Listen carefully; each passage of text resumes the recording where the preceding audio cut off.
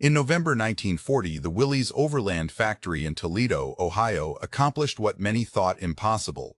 Within just 75 days, they designed, built, and delivered two prototype vehicles to the U.S. Army. Known as the Quad due to its four-wheel drive system, it was a small, boxy vehicle with a utilitarian design that didn't hint at its future significance. However, in less than 4 years, German officers would risk their lives to capture these machines, valuing them more highly than other American equipment and acknowledging that the United States had outdone them technologically. The story begins not with triumph, but skepticism. When images of early Jeep prototypes reached German intelligence officers late in 1941, they were dismissive. The vehicle appeared crude, it lacked doors, its windshield folded flat, and the body was a basic pressed steel shell with exposed bolts offering little protection from weather conditions. To German military planners who had spent years developing the Volkswagen Kübelwagen, this American design seemed amateurish. In an intelligence report from early 1942, the Jeep prototype was described as hastily put together and lacking modern engineering sophistication expected of a military vehicle.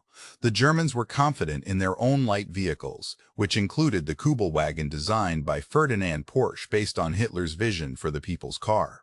Lighter than its American counterpart and featuring a flat underbody that helped it glide over obstacles, the Kübelwagen performed well despite having only rear-wheel drive. German engineers believed their approach was superior, seeing no need to invest in complex four-wheel drive systems when simpler engineering could achieve similar results with less mechanical complexity. This misplaced optimism would soon be proven erroneous.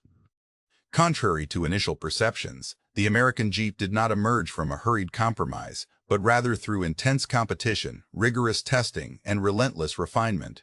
In June of 1940, the United States Army issued an exceptionally stringent procurement request for a quarter-ton reconnaissance vehicle capable of carrying 3 soldiers along with their equipment across any terrain, easy enough for anyone to operate, robust enough to withstand combat conditions, and lightweight enough to be lifted by 4 soldiers if it became stuck. The specifications were meticulously detailed: a wheelbase no longer than 80 inches, a height not exceeding 40 inches, a weight under 3,000 pounds, the ability to climb a 60% grade with four-wheel drive, and fording capacity up to 18 inches of water. The deadline for delivering the first prototype was equally daunting: 49 days from contract signing to vehicle delivery. Many automotive manufacturers declined to bid due to these stringent requirements. However, 3 companies accepted the challenge. One of them was American Bantam Car Company, a small firm in Butler, Pennsylvania, that had been manufacturing miniature cars. Surprisingly, Bantam delivered the first working prototype on schedule on September 23, 1940.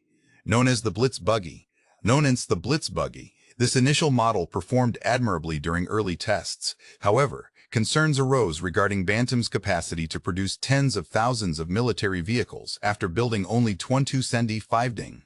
The Army then invited 2 larger manufacturers, Willys Overland from Toledo, Ohio, and Ford Motor Company, to evaluate the Bantam design and submit their own proposals.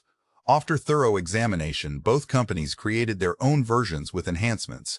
Consequently, 3 distinct yet competitive vehicles emerged, each boasting unique advantages and undergoing rigorous testing throughout late 1940 and early 1941. Bantam laid the groundwork for the layout. Willys introduced the robust Govel engine, which delivered 60 horsepower. Ford enhanced the body design with its signature flat hood and integrated headlights. In July 1941, the Army made a crucial decision. Willys would be the primary contractor, but the final design would integrate elements from all 3 companies. Ford was also tasked with producing vehicles to the same specifications. By November 1941, just weeks before Pearl Harbor, the standardized quarter-ton reconnaissance car known as the Willys MB and Ford GPW entered full production. The output from Toledo and Detroit factories was unprecedented. Both the MB and GPW adhered to identical specifications: a length of 13.2 inches, width of 62 inches, height with windshield up at 72 inches, and weight of 2,102 pounds. Equipped with a 1314 cubic inch Govel engine, producing 60 horsepower at 4,000 RPM. These vehicles achieved top speeds close to 60 mph on roads.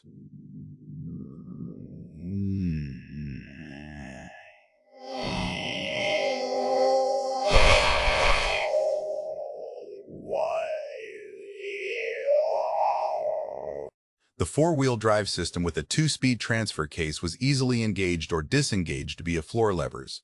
One of the most remarkable features was its field maintainability using basic tools. Engine design prioritized durability over precision, resulting in looser tolerances compared to civilian engines.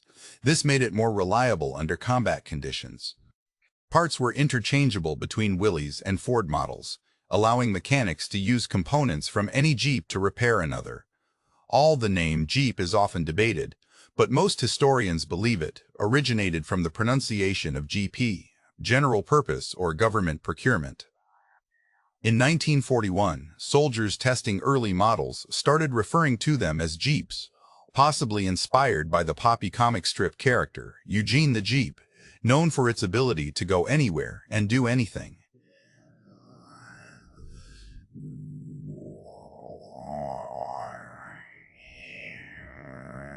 In February of that year, a journalist from the Washington Daily News rode in one of these vehicles and asked what it was called. The driver replied, "It's a Jeep." The story spread across the country. By 1943, Willys realized the marketing potential and trademarked the name, even though soldiers had been using it informally for 2 years prior. General George Marshall, then Army Chief of Staff, declared that the Jeep was America's most significant contribution to modern warfare. War correspondent Ernie Pyle, who accompanied American troops through North Africa, Sicily, Italy, France, and the Pacific, wrote that the Jeep was as loyal as a dog, as sturdy as a mule, and as nimble as a goat. It could do anything and go anywhere. However, these praises came later. In early 1942, when the first Jeeps arrived in combat zones, German intelligence officers remained skeptical. The earliest confrontations between American and Axis forces occurred in North Africa late that year during Operation Torch, the Allied invasion of French North Africa. Thousands of Jeeps landed with the invading force, providing German and Italian soldiers their first close look at vehicles produced en masse by Americans.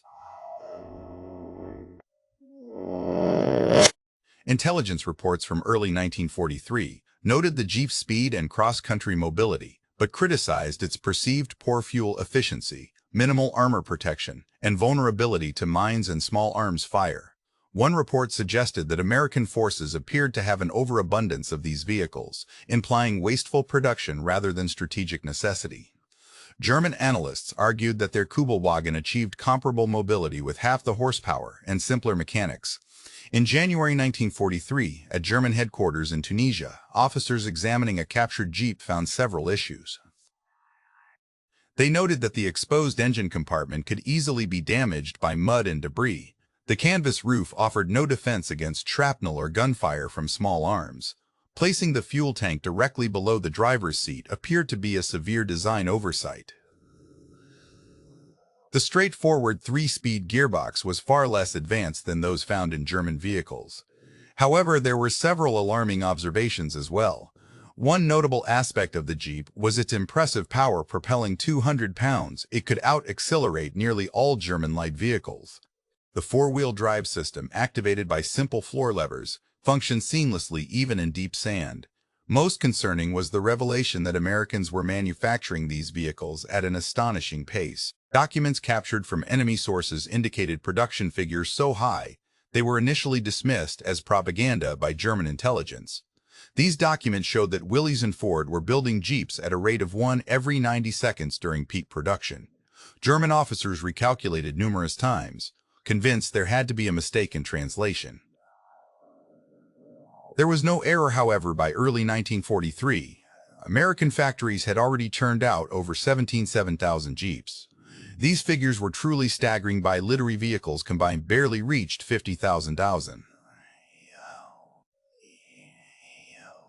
If the United States could produce reconnaissance vehicles in such immense numbers, What did this imply about their ability to manufacture tanks, artillery pieces, and aircraft? Reports from Tunisia in March 1943 mentioned German soldiers actively seeking to capture American jeeps.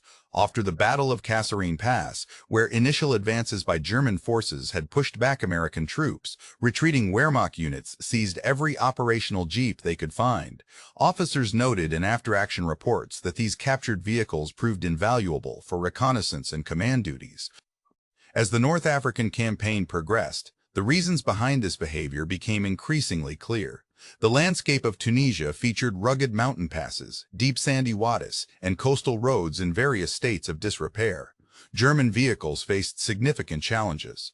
Although the Kubelware was ingeniously designed, its engine lacked the necessary power to ascend steep inclines when fully loaded.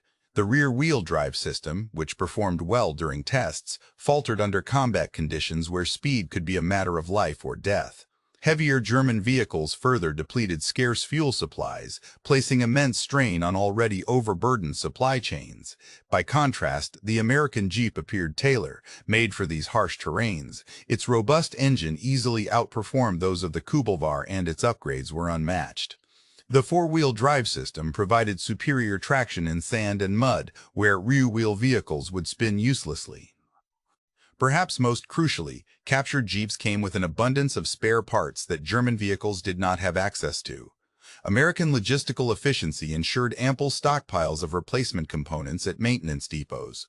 As a result, German mechanics could indefinitely keep seized Jeeps operational simply by plundering Allied supply dumps. In April 1943, Oberst Wolfgang Müller, commanding a reconnaissance battalion in Tunisia, noted in his journal that his unit had captured 6 American Jeeps and immediately put them into service. Within 2 weeks, he requested that all German vehicles be replaced with the seized American equipment due to their superior speed, reliability, and ease of maintenance compared to what was originally available. When denied this request because of fuel concerns, he noted bitterly that his Kubelwagens were consuming nearly as much fuel while covering only half the distance. By May 1943, the collapse of Axis forces in North Africa culminated with Jürgen von Em's surrender on May 13, resulting in approximately 250 50-70-30s becoming Allied prisoners of war.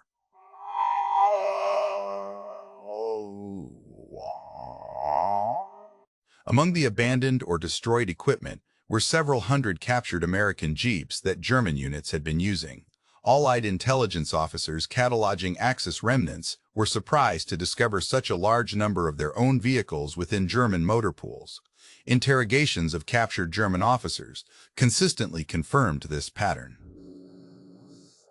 When given the option between a German Kubelwagen and an American Jeep that had been captured, officers almost universally favored the Jeep. Several units had utilized these seized American vehicles for months, with maintenance logs indicating that they often accumulated more operational hours than their German counterparts. Concerns about fuel consumption became largely inconsequential as German logistical support was deteriorating.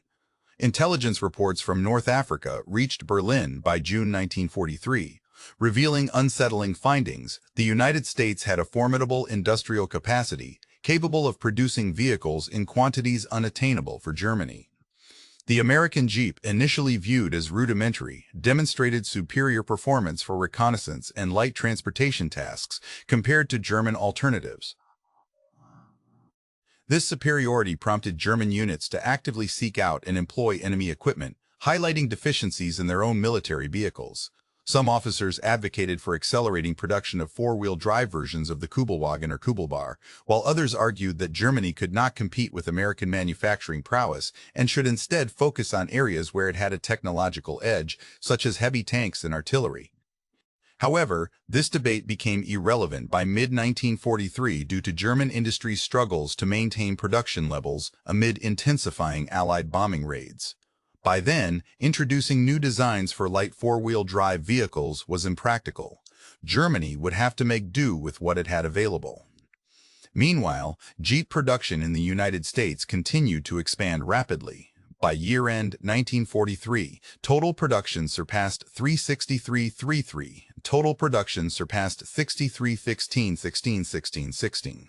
The assembly process at Willys plants in Toledo had been streamlined to an exceptional degree, enabling complete vehicle assembly from raw materials within less than 3 hours. Parts were sourced from factories across 32 states before being shipped to final assembly facilities in Toledo and Ford plants located in Dallas and Louisville.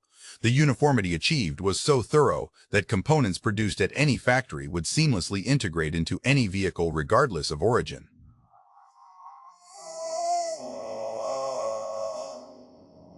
Wisconsin could be flawlessly installed in a Jeep assembled in Kentucky. This unparalleled interchangeability, paired with the enormous production scale, offered an unprecedented logistical edge in military history. Any Jeep deployed could receive maintenance using parts sourced from any supply depot. In contrast, German logistics were plagued by vehicles that demanded specific components from particular manufacturers, leading to considerable difficulties for supply officers tasked with managing diverse fleets of machinery. The shift in the German perspective on the Jeep gained significant momentum during the Allied invasion of Italy in September 1943. When American and British troops landed at Salerno, they brought thousands of Jeeps ashore in their initial assault waves. This marked a substantial exposure for German forces defending Italy to American mechanization capabilities. In the rugged terrain and poor road conditions of southern Italy's mountains, the Jeep's advantages were particularly pronounced. As German units attempted to fortify defensive positions, they found themselves outmatched by American reconnaissance teams using Jeeps that could traverse mountain trails inaccessible to heavier vehicles. Similarly, German counterattacks that relied on tactical surprise often failed because American patrols in Jeeps provided continuous intelligence on enemy movements, making them nearly impossible to catch off guard. Each American infantry regiment was equipped with around 45 Jeeps. This level of mobility and flexibility was something that German officers could only aspire to. A typical German regimental commander might possess a limited number of staff cars and motorcycles. Meanwhile, his American counterpart had an extensive fleet of Jeeps capable of swiftly redeploying troops, evacuating casualties, transporting supplies, and facilitating mobile communication networks. The evacuation capabilities of the Jeeps were especially noteworthy, particularly for German medical personnel, treating wounded prisoners. With stretchers mounted across the rear seats, American Jeeps could be quickly converted into ambulances, ensuring that injured soldiers reached field hospitals within minutes of being wounded, thereby significantly enhancing survival rates. In contrast, German casualties often endured lengthy journeys over rough terrain in conventional ambulances, delaying their medical treatment for hours. The disparity in survival rates was notable. German medical personnel who were captured expressed their astonishment at the rapidity with which American wounded soldiers received medical treatment, transported swiftly from the front lines by vehicles capable of navigating any terrain. In December 1943, General Lieutenant Friedrich Schultz, who was apprehended near Cassino, was interviewed by American intelligence officers. When questioned about American equipment, he declared unequivocally that Nazi generals admired the Jeep more than any other piece of American hardware. He remarked that it was their preferred vehicle for general use when captured. This evaluation from a high-ranking German officer with extensive combat experience represented a complete reversal from the dismissive assessments made earlier in 1942. By early 1944, captured Jeeps had become highly prized among German forces stationed in Italy to such an extent that specific orders were issued regarding their usage. Captured American vehicles were required to be marked with German insignia to prevent friendly fire incidents. Maintenance crews received specialized training for Jeep mechanics. Despite the higher fuel consumption compared to Kübelwagens, priority was given to fuel allocation for captured vehicles due to their exceptional utility. The reasoning was straightforward. A single Jeep could perform reconnaissance missions that would otherwise require 2 or 3 German vehicles. Its speed, range, and off-road capabilities made it more valuable than comparable German equipment. German units operating with captured Jeeps reported significant improvements in tactical mobility. They were able to conduct reconnaissance deeper into Allied territory, moving faster and covering greater distances than was possible with German wagons. The four-wheel drive system allowed them to operate effectively even under adverse weather conditions or challenging terrain that would immobilize other vehicles. This mechanical reliability provided a considerable intelligence advantage. Reconnaissance teams in captured jeeps could appear as American at a distance, enabling them to approach Allied positions closer before being identified. Furthermore, the Jeep's simple design facilitated field repairs by minimally trained mechanics during critical missions. Operation Grief, which took place during the Battle of the Bulge in December 1944, showcased the Germans' intense desire for captured Jeeps. When Adolf Hitler instructed Otto Skorzeny to carry out special operations behind American lines, he specifically asked for numerous seized American vehicles, particularly Jeeps. The plan involved German commandos dressed in American uniforms infiltrating Allied territory to cause chaos and confusion. Skorzeny requested a minimum of 100 captured Jeeps for the operation. Supply officers searched extensively through rear areas and contacted every unit that might have seized any American vehicles but managed to obtain only about 30 Jeeps, which was far fewer than needed. This shortage forced Skorzeny to improvise by disguising German vehicles as American ones. Even with Hitler's direct support and unlimited authority, the inability of the Germans to gather more than 30 captured Jeeps highlighted how challenging it was to acquire them in good condition. The abundance of Jeeps among American forces contrasted sharply with the limited opportunities for German troops to capture intact equipment. Commandos who received genuine Jeeps for Operation Grafe found them highly effective for infiltration purposes. Dressed in American uniforms and driving real American Jeeps, German soldiers managed to penetrate Allied lines and create significant confusion early on during the Battle of the Bulge. American checkpoint guards became increasingly wary, interrogating everyone rigorously and asking detailed questions about American culture. Interrogated captured commandos consistently praised the Jeep's performance, noting its speed enabled quick escapes and its maneuverability helped avoid checkpoints. Moreover, since Jeeps were ubiquitous, one more vehicle in this context did not attract undue attention. Although Operation Grief ultimately failed from a strategic standpoint, it demonstrated how German soldiers could effectively operate American equipment when provided with the opportunity. The captured Jeeps performed exceptionally well under German control, suggesting that any perceived shortcomings were largely due to fuel availability rather than inherent design flaws.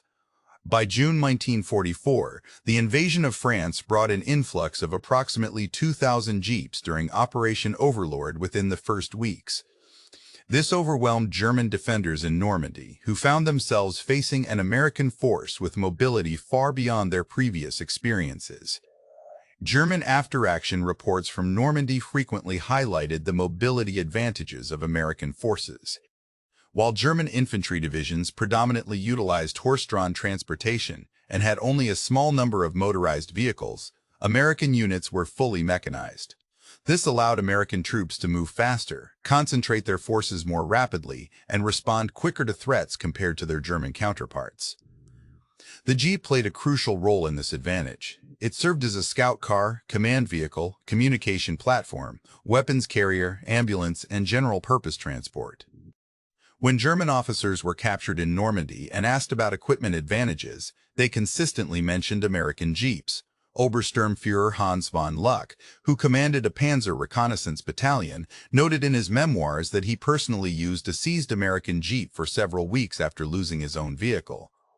He found it superior to German recon vehicles in almost every aspect except fuel efficiency. The severe fuel shortage faced by the Germans in France during summer 1944 made operating captured Jeeps increasingly impractical. Even when intact Jeeps were successfully captured, their use became difficult as fuel supplies dwindled. Some commanders ordered that these Jeeps be reserved for critical missions to conserve scarce fuel, while others abandoned them entirely due to a lack of fuel. This led to a situation where German forces often desired American Jeeps, but could not effectively utilize them even when obtained. Units with better access to fuel, such as SS Panzer divisions receiving priority allocations, continued operating captured Jeeps throughout the summer of 1944. These units reported that despite their higher fuel consumption, the vehicles remained superior for reconnaissance missions. The strategic mobility and tactical flexibility they provided justified the extra fuel cost. An interrogated SS officer stated that his unit would trade 2 Kubelwagens for 1 American Jeep if sufficient fuel were available to operate it. The technical comparison between the Jeep and the Kubelwagen explains why German soldiers favored the American vehicle so strongly. The Kubelwagen weighed approximately 162 non-pound weight. It was powered by an air-cooled engine producing 23.44 horsepower initially, later upgraded to 25 horsepower in 1943, still significantly lower than the Jeep's 60 horsepower. This resulted in the Kubelwagen having a power-to-weight ratio of around 15 horsepower per ton, whereas the Jeep boasted approximately 28 horsepower per ton. The performance disparity was significant.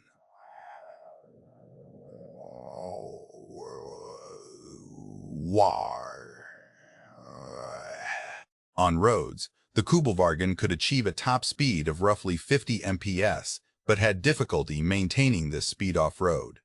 In contrast, the Jeep's maximum speed was nearly 55 mph, and it managed to sustain around 40 mph over rough terrain. The distinction in four-wheel drive capability was particularly noteworthy. The Kubelwagen featured rear-wheel drive with a self-locking differential and portal gear reduction hubs, which ingeniously provided commendable off-road performance under various conditions.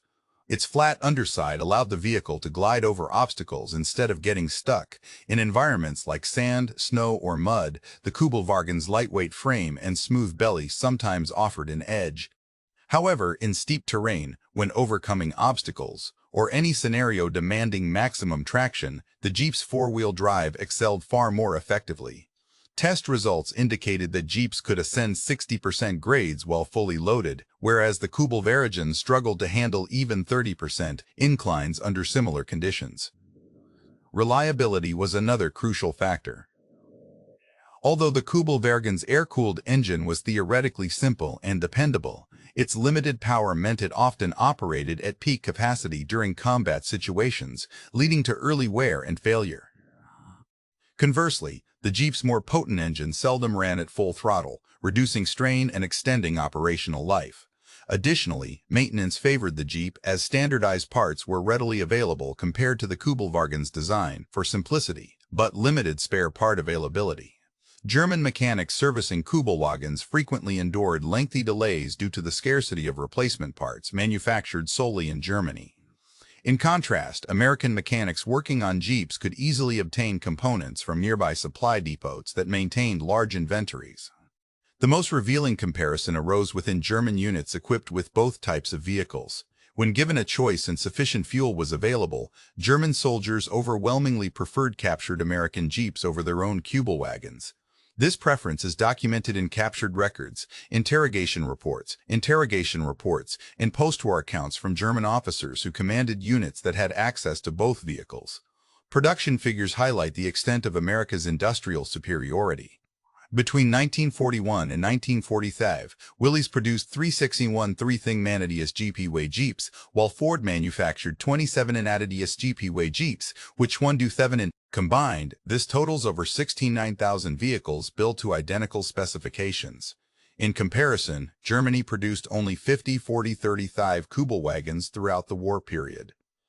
This indicates that America built more than 12 times as many quarter-ton vehicles as Germany did. The disparity grew even greater when considering that approximately 30% of American Jeep production was allocated through Lend-Lease to Allied nations. Britain received thousands of Jeeps, and the Soviet Union obtained tens of thousands. The Free French forces were entirely equipped with American vehicles, including numerous Jeeps. As a result, German troops encountered Jeeps not only during battles against American units, but also when engaging British, Soviet, and Free French forces. The widespread use of Jeeps among all Allied forces provided significant advantages. When American, British, and Free French units collaborated, they could easily share spare parts and maintenance support for their vehicles. In contrast, German forces operated a diverse array of light vehicles from various manufacturers with incompatible components. Standardization extended beyond the vehicles themselves to encompass other equipment as well. The American military ensured that mechanics received standardized training, regardless of the theater in which they would be deployed. A mechanic trained in Kansas was equally capable of maintaining Jeeps in Italy or the Pacific. The training manuals were uniform across all theaters, and parts catalogs were universally applicable. This standardization provided a significant efficiency advantage, amplifying the value derived from American industrial production. Producing 600,000 identical vehicles proved strategically superior to producing 600,000 varied models. Logistical considerations alone underscored the benefits of this approach. American supply officers could easily determine spare parts requirements, knowing that every Jeep in the field used interchangeable components. In contrast, German supply officers struggled with the challenge of stocking parts for multiple different vehicle types. It was not only used as a reconnaissance car and command vehicle, but also filled dozens of specialized roles. Jeeps equipped with machine guns served as mobile weapons platforms, while the SAS in North Africa famously employed Jeeps armed with multiple machine guns for high-speed raids on German airfields. Some Jeeps were modified with wire cutters to protect crews from throat-height wires strung across roads by the Germans.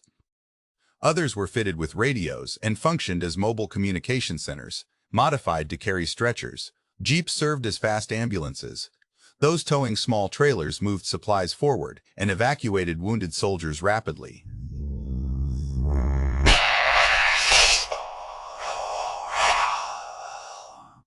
Engineered Jeeps transported generators and welding equipment, while forward observers used them to quickly move between firing positions.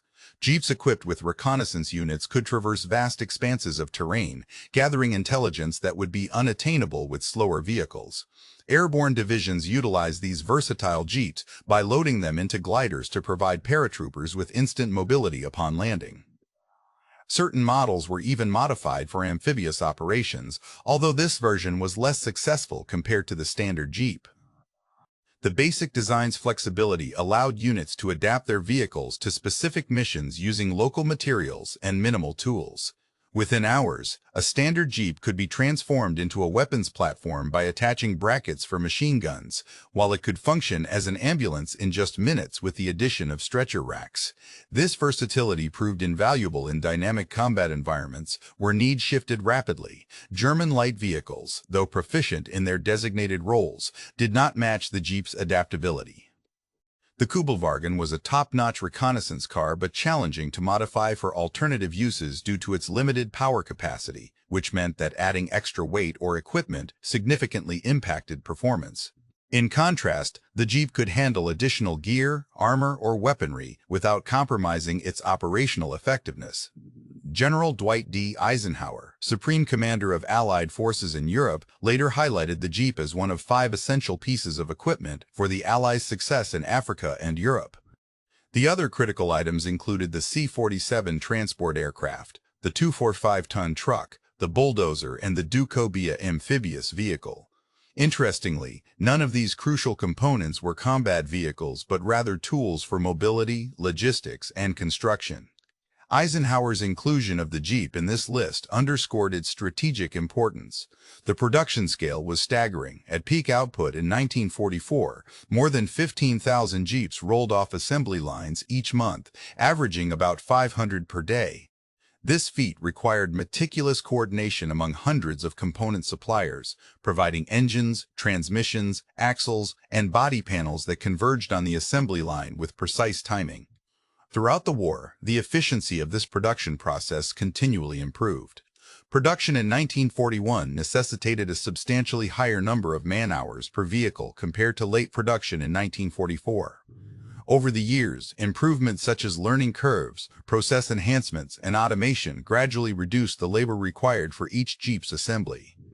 By 1944, the hours needed to build a single Jeep had decreased by nearly 40% relative to 1941, despite a significant uptick in production volumes.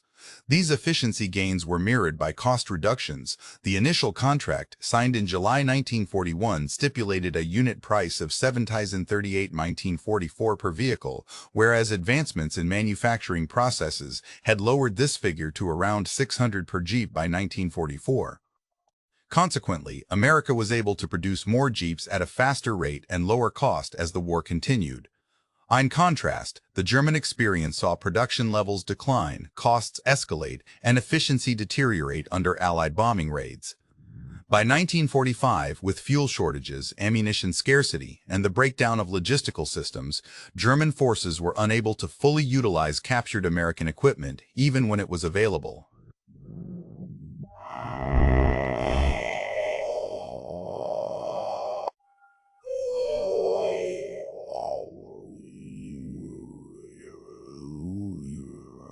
Despite this dire situation, individual German soldiers still sought out captured jeeps whenever possible, recognizing their personal value in an environment where strategic mobility had largely collapsed. German officers relied on these seized vehicles to navigate between fragmented units, while regular infantrymen used them to escape advancing Allied forces. The Jeep's reputation evolved dramatically. It became the most coveted vehicle within German military in 1945. It became the most coveted vehicle within German military circles by 1945. Post-war interviews with German commanders revealed their admiration for American equipment, particularly the Jeep, which many ranked higher than even tanks or aircraft in strategic importance. When asked to assess U.S. ISB weaponry, German leaders consistently highlighted the Jeep as one of America's most notable achievements during World War II. The Jeep played a pivotal role by offering the necessary mobility, flexibility, and logistical support that made American operations viable. Without proper logistics, superior firepower would have been of little use, and advanced tactics required mobile units to be effective. More than any other piece of equipment, the Jeep exemplified the industrial and organizational strengths of America. Its production levels, standardization, reliability, and versatility were unmatched by German capabilities.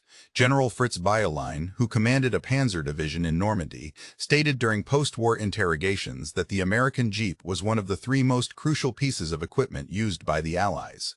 The other two items on this list were long-range fighter aircraft protecting bomber streams and proximity-fused anti-aircraft shells that devastated German planes. The Jeep's inclusion wasn't due to its overwhelming power or lethality, but because it amplified the effectiveness of all Allied assets. The shift in German attitudes toward American Jeeps illustrates a significant wartime reversal. Initially, in 1941 and 1942, intelligence officers viewed the Jeep as primitive and inferior compared to their own vehicles. By 1943, combat units were actively trying to capture them.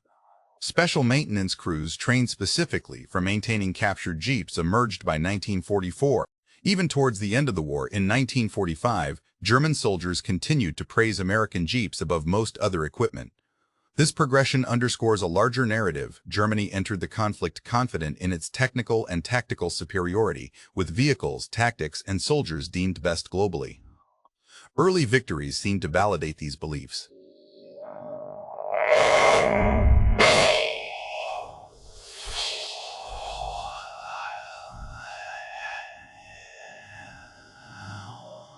The Jeep perfectly encapsulated this broader strategic shift. While the Kubelwagen featured some innovative elements, its overall design was far from being the most advanced light vehicle on the battlefield. Although German engineers might have highlighted certain technical aspects of their own vehicles as superior, practical considerations, such as production volume, durability, and standardization, took precedence over mere sophistication. Field soldiers quickly noticed the discrepancy in mobility between American units and their German counterparts, who could not match the speed at which supplies moved or how rapidly American commanders reacted to evolving situations.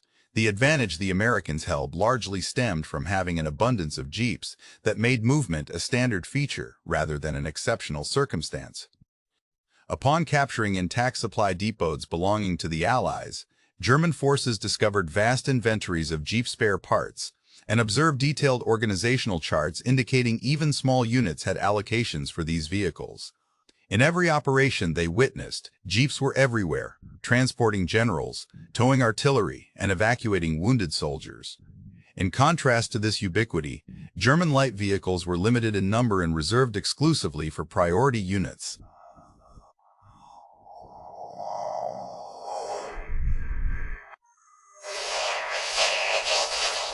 This surplus allowed American commanders to plan operations based on an assumption of infinite vehicle availability without worrying about running out of resources. German military planners struggled with the challenge of rationing their limited number of vehicles, making it difficult for them to devise strategies that required more than what was currently in circulation. The limitations imposed by various factors influenced strategic options. The mechanical simplicity of the Jeep allowed damaged vehicles to be repaired swiftly in many cases. American maintenance practices focused on quick repairs at the field level with ample spare parts supplies. Vehicles that could not be fixed in the field were replaced rather than sent for extensive overhauls, which necessitated a robust supply network but ensured consistent operational readiness rates. In contrast, German maintenance strategies stressed careful repair and conservation due to the scarcity of replacement vehicles. Damaged vehicles underwent multiple repairs and restorations, maintaining their functionality though often at a reduced performance level. This fundamental difference in approach was rooted in distinct industrial capabilities. The United States had the capacity to produce vehicles with certain redundancies, tolerate battlefield losses, and sustain a continuous flow of replacements. Germany, however, needed to meticulously preserve each vehicle as its industry could not replenish losses quickly enough. The Jeep's success spurred post-war vehicle development on a global scale. Major military forces initiated projects aimed at creating Jeep-like models. Examples include the British Land Rover, the Soviet Gaz 69, and the French Delahaye 5th, all of which were directly inspired by wartime encounters with American Jeeps. Even after 1945, when Germany was divided and occupied, the newly formed Bundeswehr developed its own Jeep variant, the WWII introduced in 1956, which mirrored the Jeep's design and capabilities. Similarly, Japan, having faced Jeep-equipped Allied forces during World War II, created the Toyota Land Cruiser by studying captured American Jeeps. The civilian market experienced a more significant transformation. During the war, Willys recognized the commercial potential of the Jeep. In 1945, as military production declined, Willys launched the CG2A civilian Jeep, which retained the basic military model's layout, but incorporated additional features for non-military use, such as a tailgate and a side-mounted spare tire, enhancing comfort and convenience. Our farmers, ranchers, construction firms, and outdoor adventurers found great utility in the civilian Jeep. It could haul farm machinery all day and then transport families around town. Its off-road capabilities allowed it to reach remote areas unreachable by conventional vehicles, such as construction sites or hunting lodges. The CJ2A was priced at $10.90, which was quite high for its time, but its versatility made the cost worthwhile. Sales were robust enough that Willys continued to develop new civilian Jeep models. In 1949, the CJ2A featured a one-piece windshield, and in 1955, the CJ5 entered production, becoming one of the longest-running vehicle lines ever with a 31-year manufacturing run. The civilian Jeep market expanded steadily throughout the 1950s and 1960s, before experiencing explosive growth in the 1970s as recreational four-wheel drive vehicles gained popularity. Ownership of the Jeep brand changed hands multiple times, from Willys to Kaiser to American Motors to Chrysler, with each company recognizing the brand's value and heritage. Contemporary models like the Wrangler are designed to evoke the original MB design through features such as vertical grille slots and exposed hinges. This evolution from the 1941 military Jeep to today's civilian SUVs represents one of the most successful product transformations in automotive history, with annual global sales surpassing 1 million units. The initial requirement for a lightweight reconnaissance vehicle spurred an entire market segment that generates tens of billions of dollars annually. The German experience with captured American Jeeps highlights lessons beyond mere technical prowess. Superior technology is meaningless without adequate support infrastructure. While the Kübelwagen demonstrated innovative engineering, it could not overcome limitations in production capacity, spare parts availability, and fuel supply issues. The Jeep's success stemmed from being sufficient rather than perfect, thanks to its standardized design produced in mass with thorough logistical backing. Standardization proved more advantageous than optimization. Instead of crafting multiple specialized vehicles for different roles, America opted for a single adaptable vehicle that could serve many purposes. This resulted in significant advantages in production, maintenance, training, and logistics, which overshadowed any potential benefits from specialized vehicles. Mass production necessitated distinct engineering approaches. German vehicles were known for their tight tolerances and precise manufacturing processes, leading to superior performance when new but complicating field repairs and requiring specialized parts. American vehicles, especially the Jeep, had looser tolerances and simpler designs. While this reduced peak performance slightly, it enhanced reliability and ease of maintenance considerably. German tanks, aircraft, and small arms often exhibited superior engineering compared to their American counterparts. However, even highly advanced individual weapons could not compensate for numerical inferiority. During World War II, America produced 43,000 Jeeps, whereas Germany manufactured only 50,000 Kübelwagen vehicles, a ratio of 12:1 that clearly illustrated strategic realities.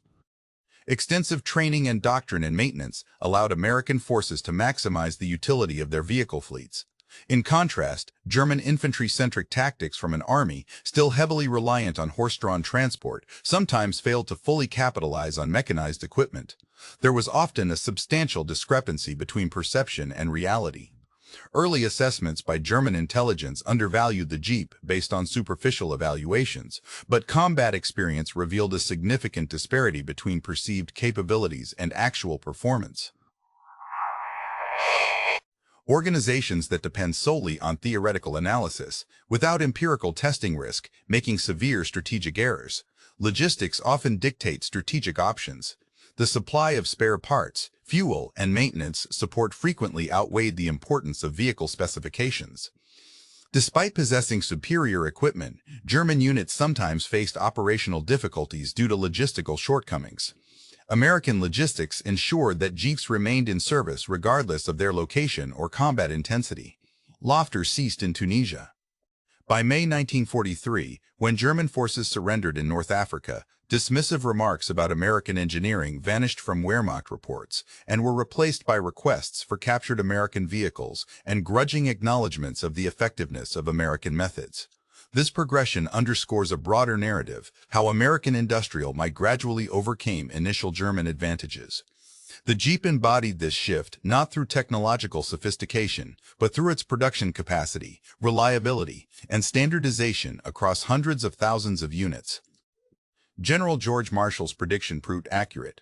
Rather than being the most powerful weapon, the Jeep was America's greatest contribution to modern warfare as an enabler. German soldiers who ridiculed the Jeep in 1941 underestimated American industrial strength. By 1943, they were trying to capture these vehicles. By 1945, they recognized that the Jeep symbolized everything about American power they had failed to grasp initially. The Jeep went everywhere, accomplished every task, and kept running exactly as America intended it to.